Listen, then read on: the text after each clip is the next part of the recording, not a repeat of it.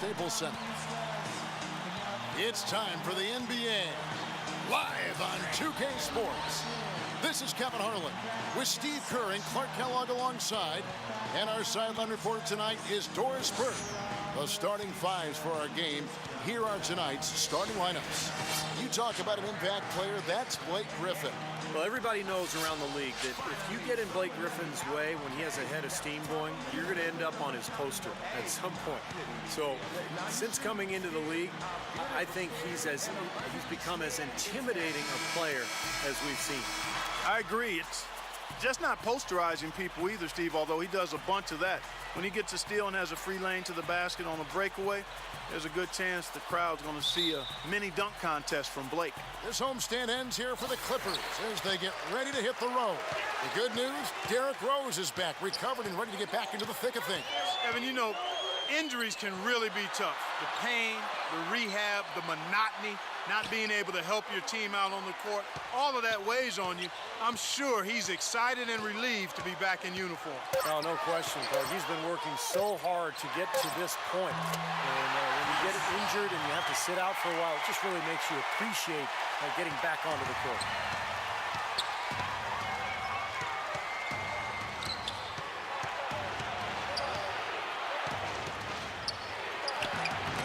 It's hauled in by the Clippers. They beat the Bulls during their last encounter in Chicago. Seemed like they hit every big shot they had in that game. Kevin, their offense was clicking, but really clutch in big moments. That's ideally the way you want it to unfold on the road, Steve. Don't even give the fans a chance to get into the game. Here's Paul. The 18-footer is right on the mark. And about a minute gone here in the first quarter. Outside Rose, the feed to Noah. Yes, and it's Rose with the assist that time. That bounce pass got him the ball in rhythm. Nice play. Looking at Los Angeles, they want to turn it around after the loss to Oklahoma City. And guys, had their free throw shooting been anywhere near up to par, I think it would have changed everything in that game. No doubt about it. I mean, there is a carryover effect when you're not having success at the line. It infiltrates other parts of your game. And here are the Bulls now. After the basket by Los Angeles. Butler kicks to Gibson. Wants to get it to Rose, and does. Takes it off the glass. Rose has got his first basket. And they'd love to have a few more easy baskets like that to kind of set the tone for the rest of the game. Paul kicks to Redick. We're just about 2 minutes into the first quarter. Barnes can't get it to go. The Bulls have gone 2 of 3 here to start out the game. Paul against Rose. Double team on Rose. Outside Butler. Kicks to Dunley. Clock at 6. And the Bulls tack on 2 more. Yeah, 3 out of 4 from the floor, so a good start for this club. Last game for Chicago, it was a loss to the Wizards. You know, it was a little bit surprising that the game got away from them because for long stretches, they were the better team. They really were. Outplayed them. If you looked only at the stat sheet, you'd have a hard time figuring out how they lost it. But it was a case of a few intangibles that didn't play out in their favor that made all the difference. Outside Butler. The pass to Rose.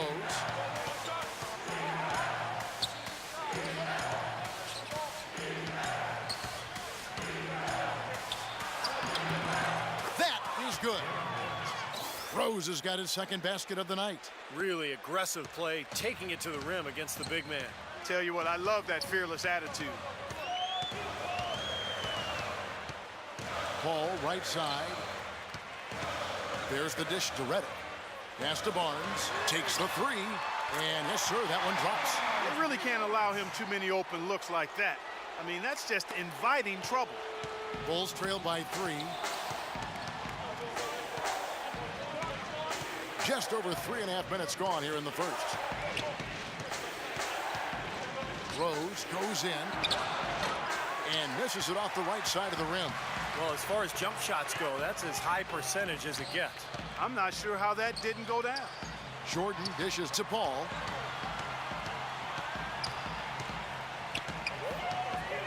Back to Jordan, and he stuffs it. What a pass to set him up. Taking it to the rack with power right there. And hammering down with the two-handed slam. Well, they already had him staggered, and now all of a sudden they're throwing some haymakers. The Bulls have gotten 4 of 6 field goal attempts to drop in the first quarter. Butler with the ball, now guarded by Reddick. Butler passes to Gibson. Wants to get it to Rose, and does. There's the lob to the hoop, and finished off by Noah.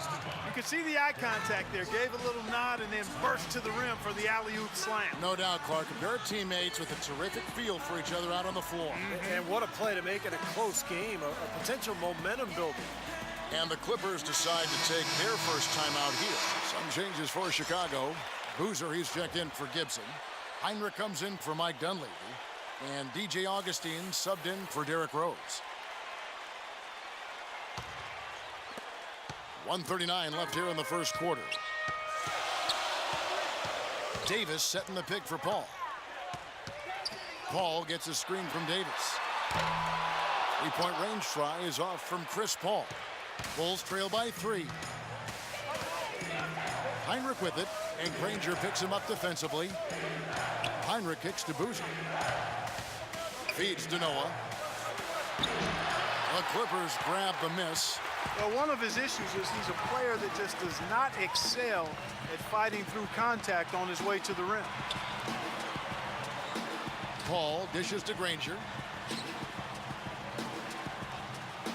From 11 feet away, no good off the front iron. The Bulls have gone 5 of 8 from the field, shooting over 62%. Outside Boozer. Passes it to Augustine.